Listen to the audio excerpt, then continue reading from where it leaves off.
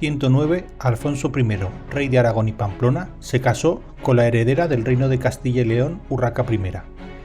Este matrimonio daría origen a una serie de historias que transformadas fueron viajando por toda Europa.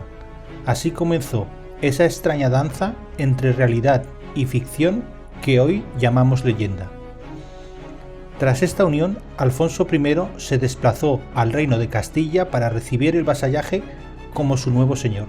Mientras tanto, Urraca viajaría a Jaca, donde su nuevo marido tenía la capital de su reino. Allí, la nueva reina, según nos cuenta la crónica de Sahagún, liberó a unos rehenes musulmanes que su esposo tenía presos. Urraca I, tras hacer esto, se quedó con el dinero del rescate. Al enterarse de aquello, Alfonso I salió de Carrión de los Condes y, siguiendo el camino de Santiago, llegó a la pequeña ciudad de Jaca. En aquella urbe medieval existía una ley que era la más avanzada de su época. El fuero de Jaca estaba por encima de cualquier deseo del rey o de la nobleza. La pequeña Jaca era una ciudad donde reinaba la justicia. En la corte de Jaca se produjo un gran conflicto entre los dos. El batallador decidió retener a Urraca en el castillo del Castellar, que se encuentra a orillas del río Ebro. Allí estuvo presa por un tiempo hasta que, según nos cuenta el obispo Jiménez de Rada, un caballero castellano fue a rescatarla del cautiverio.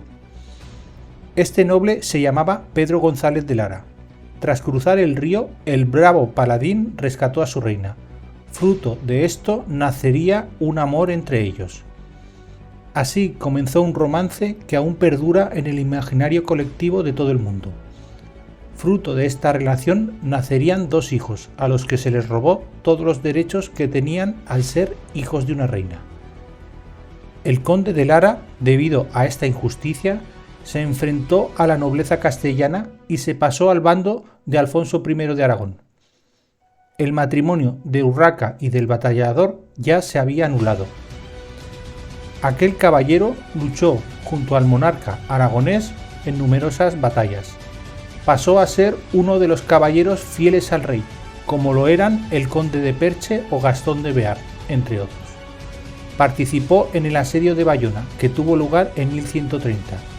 Allí se enfrentó en un duelo personal con el conde de Tolosa. En aquella lucha singular, el bravo conde de Lara caería gravemente herido y moriría unos días después. Unos años después, la nieta de la reina Urraca, Constanza de Castilla, se casaría con el rey de Francia. En la corte de París conoció a María de Champaña, la hija del monarca, que era solo unos años más pequeña que ella. Años después, María encargaría al mejor trovador de su época, Chrétien de Troyes, que le crease un romance. Así nació la obra que hoy conocemos como Lancelot o el Caballero de la Carreta. En este poema, en la corte del rey al que llamaron Arturo, su reina Ginebra liberó a unos rehenes y así cayó presa en un castillo junto a un río. Pero un bravo caballero partió a rescatarla. En su camino tuvo que cruzar un caudaloso río. Decidió no cruzarlo con una barca o usar un puente sumergido. Finalmente usó un extraño puente que el poeta llamó el Puente de la Espada. En el pequeño pueblo de Torres de Berrillén aún podemos ver un curioso modo de cruzar el Ebro. Pese a que hoy es un aparato moderno, en época medieval existía uno similar.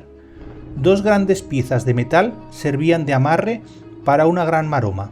A ella se ataba una balsa, que servía para cruzar el río. Lo que el poeta llamó las dos espadas siguen hoy clavadas a orillas del Ebro. Al otro lado de este río, en el castillo del Castellar, fue donde la primera reina de Europa estuvo presa. Pero el poema sigue y la pareja se enamora. Nace así el romance de Lancelot y Ginebra. Pero algo extraño nos relató el poeta francés. Pese a haber sido el amante de la reina, Lancelot volvió a la hermandad de la Tabla Redonda y se enfrentó en un duelo a uno de los enemigos de aquel rey Arturo. todo parece cobrar sentido. Como toda leyenda, aquel cantar tenía unos hechos históricos en los que se basaba. El reino del Grial y la pequeña Camelot, esa ciudad donde reinaba la justicia, languidecen olvidados y perdidos en las brumas de la fantasía. Ya nadie recuerda sus glorias y sus hazañas, y ahora todos creen que ocurrió en un tiempo y en un lugar mucho más al norte de donde realmente la realidad se hizo leyenda.